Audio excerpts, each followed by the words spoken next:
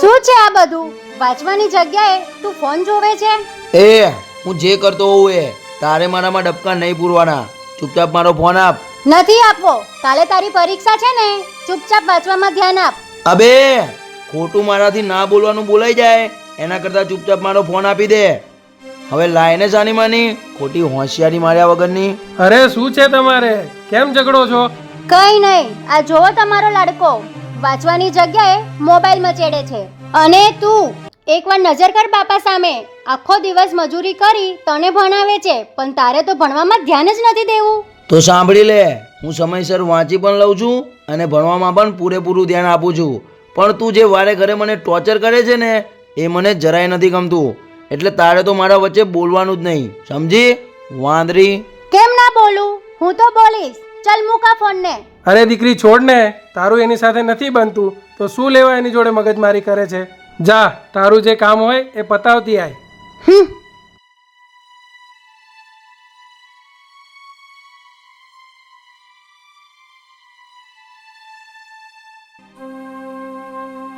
અરે દીકરા, તું એની સાથે કેમ ઝઘડ કરે છે? એ જે પણ કહે છે એ તારા સારા માટે જ કહે છે. અને તારે ટ્યુશન નથી જવાનું?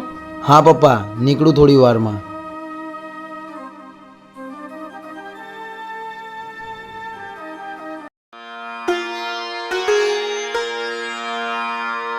હે મારી માં, હું રોજ તમારા દ્વારે એટલી જ પ્રાર્થના કરવા આવું છું કે મારા ભાઈને સદબુદ્ધિ આપજો અને એને ભણવામાં ખૂબ આગળ વધારજો.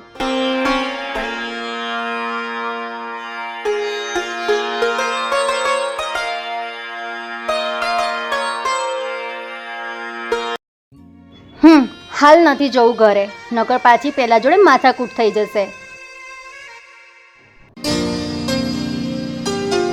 લાય, થોડી વાર અહીંયા બેસવા દે એટલે માઇન્ડ ફ્રેશ થાય.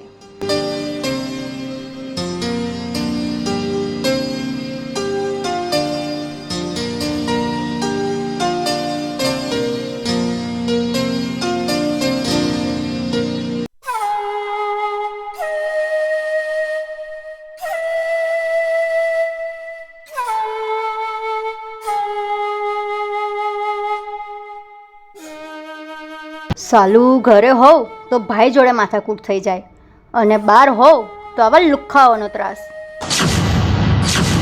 અરે જાને મન, શું થયું? ના ગમ્યું? આઈને બેસને. અરે આ શું કરે છે? છોડ મને, જવા દે કહું છું, દૂર રહે મારાથી.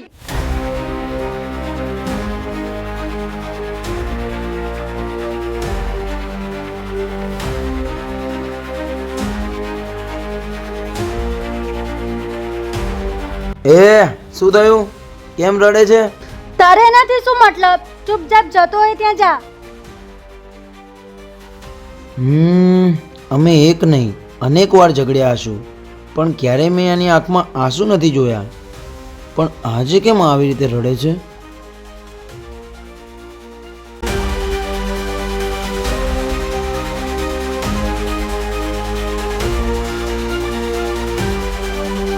ક્યાંક આ લુખાવે તો આની છેડતી નહીં કરી હોય ને?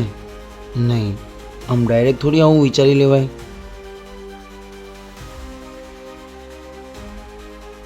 લાય પેલા આને પૂછવા દે, આને કંઈક ખબર હોય તો.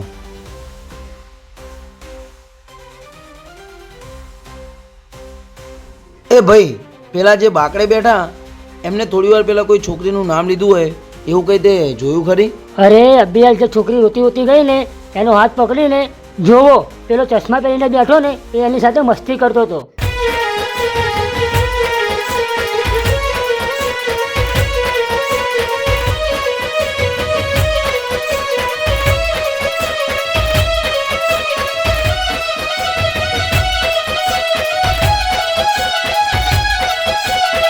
અબે કોણ છે તું? હું એ છું જેની બેનનો થોડી વાર પહેલા તે હાથ પકડ્યો હતો.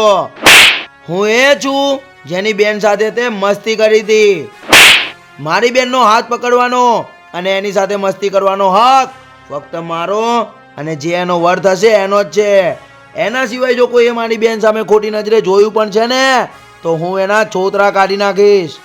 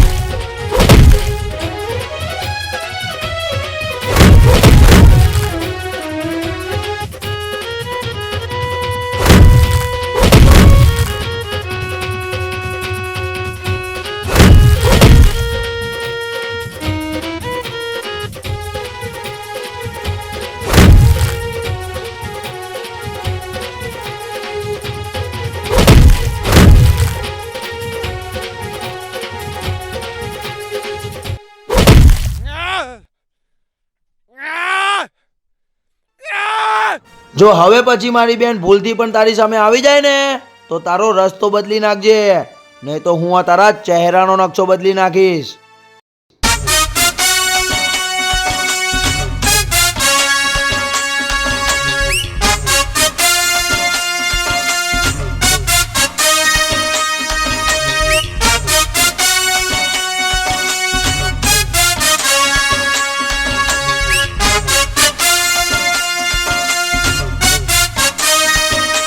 તું મારા ચહેરાનો નકશો બદલી છે એમ? હવે તું જોજે, જે બેન ઉપર તને આટલો અભિમાન છે, હું એના શું હાલ કરું છું. પણ કિશન, હવે આનું નામ લેવું એ આપણું કામ નથી. જોયું નહીં એ કેવો અત્યારે વિફરેલો વાઘ બની ગયો હતો. આ વિફરેલા વાઘને ધૂળ ચાટતો કરી નાખે એવો વ્યક્તિ છે મારા ધ્યાનમાં, જે પૈસા માટે આપણું કંઈ પણ કામ કરી શકે છે. ચલો મારી સાથે.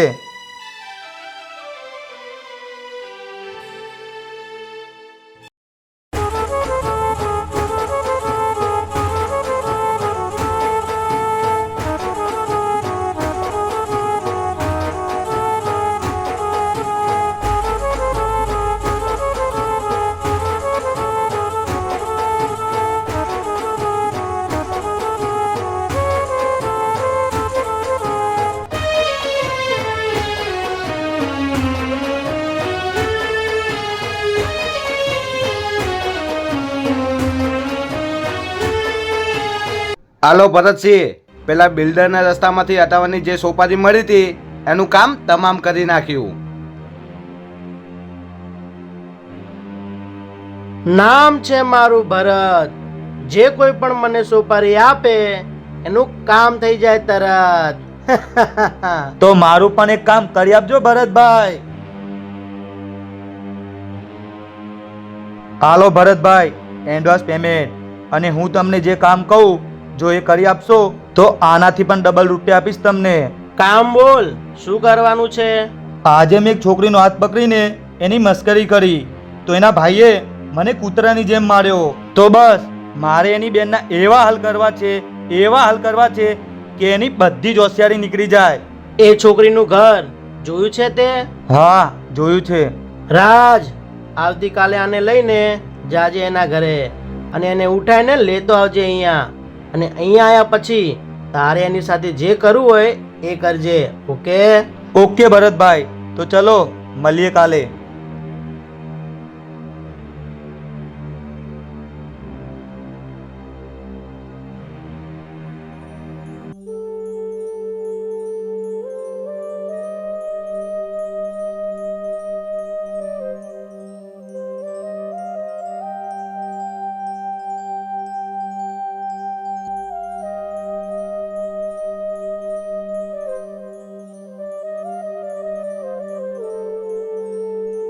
જીવથી વાલી બેનની મારી ખુશ ખુશ તારે દે, ક્યાંય કદી મું જાય તો તારા વીરને આવી કહેજે. કાલે મારી પરીક્ષા છે, આશીર્વાદ આપ કે તારા ભાઈના સારા પેપરો જાય. તારી આ બેન રોજ ભગવાનને એક જ પ્રાર્થના કરે છે કે તું ભણવામાં ખૂબ જ આગળ વધે મારા વીરા.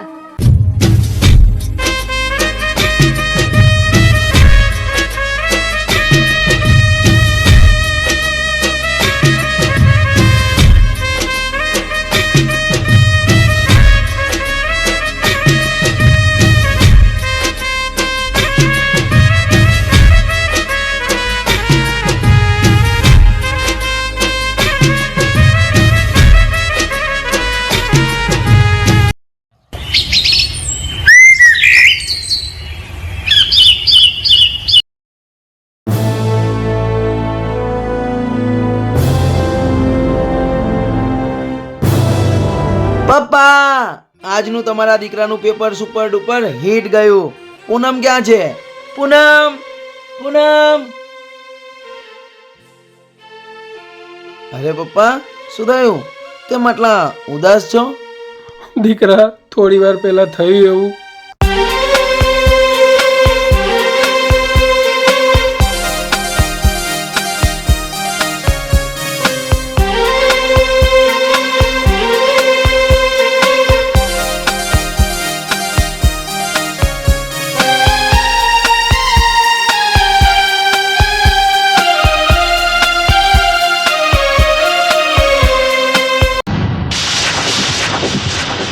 પૂનમને એ લોકો ક્યાં લઈ ગયા છે? પેલો ભરત નામનો ડોન છે ને એના અડ્ડે.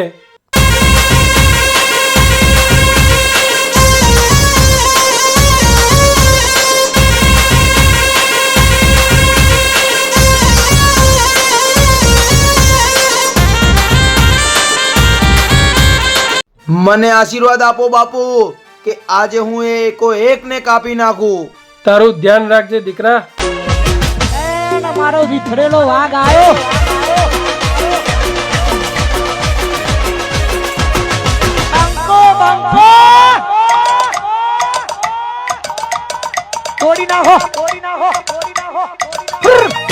ગઈકાલે મેં ખાલી તારો હાથ પકડીને તારી મસ્તી શું કરી લીધી? એટલી વાતમાં તારા ભાઈએ મને કૂતરાની જેમ માર્યો તો.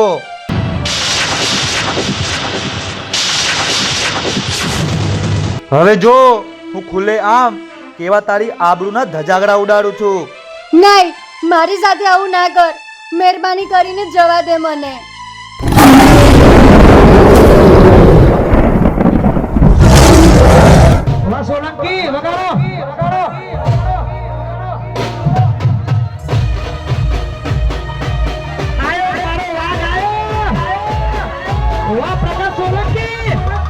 બેન, તું શાંતિથી સાઈડમાં જઈને બેસી જા. અને જો આ તારો વાઘ જેવો ભાઈ આ લોકોના કેવા ગાભા કાઢે છે. વાહ ભાઈ વાહ, તારી હિંમત ને દાદ દેવી પડે હો કે એકલા ભરતસિંહના અડ્ડે આવીને અમને બધાને ડરાવે છે. પણ બેટા, તે તારા મનમાં પણ નહીં વિચાર્યું હોય કે આ ભરતસિંહ તારા શું હાલ કરશે.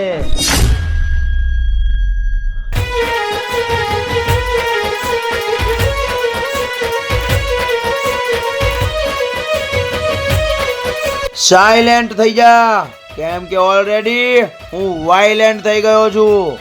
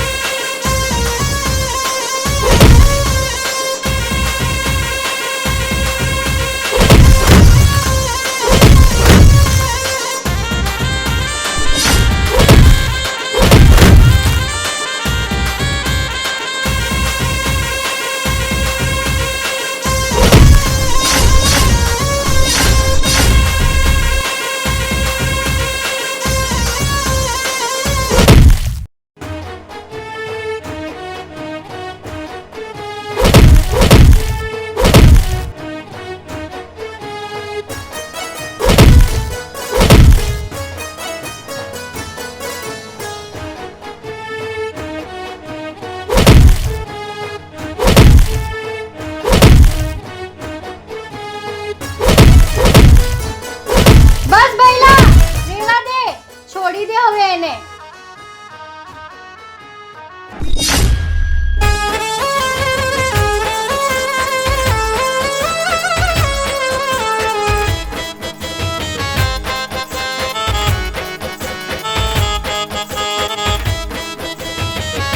મારાથી બધું સહન થાય, પણ કોઈ મારી બેનની ઇજ્જત ઉપર હાથ નાખી જાય એ જરાય સહન ના થાય, સમજી?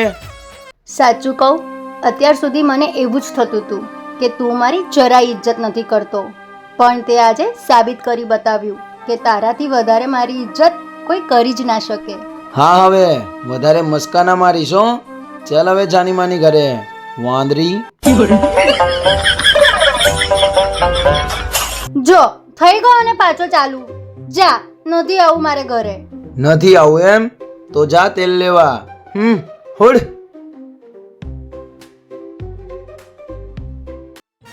તો મિત્રો જોયું ને, આ છે ભાઈ બહેનનો પ્રેમ. વાતે વાતે ઝઘડી પડે અને વાતે વાતે એકબીજા પર ગુસ્સો પણ એટલો જ કરે. પણ હા, આ ગુસ્સો અને ઝઘડો એ જ છે ભાઈ બહેનનો પ્રેમ.